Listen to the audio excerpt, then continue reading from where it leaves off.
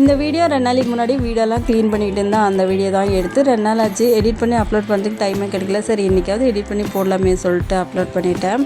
ஏன்னா இந்த வீடியோ பொதுவாக லேடிஸ் எல்லாம் எதுக்காக ஷேர் பண்ணுறாங்க அப்படின்னாக்கா, ஒரே வார்த்தையில் முடிச்சிடறாங்க ஈஸியாக. நீங்கள் என்னப்பா சும்மா தான் இருக்கீங்க, எதுக்கு எடுத்தாலும் சரி எங்கள் வீட்டிலே அது தான் நடக்குது. அதுக்கு தான் நான் சொல்கிறேன்.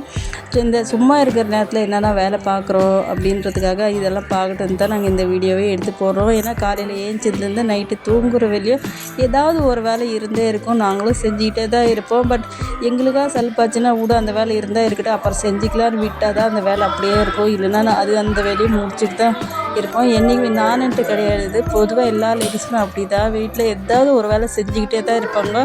யாருமே சும்மாலாம் இருக்க மாட்டாங்க. தயவு செஞ்சு இந்த சும்மா இருக்க அப்படின்ற வார்த்தை மட்டும் யாருமே யூஸ் பண்ணாதீங்க. அது கேட்கக்குள்ள ரொம்பவே கஷ்டமாக இருக்குது, வேறு ஒன்றும் இல்லை. ஜன்னலெல்லாம் க்ளீன் பண்ணி ரொம்ப நாளாச்சு. ஜன்னல் எல்லாமே தொடச்சி க்ளீன் பண்ணிவிட்டு அப்படியே ஃபேன் எல்லாம் ரொம்ப அழுக்காக இருந்துச்சா அப்படியே க்ளீன் பண்ணி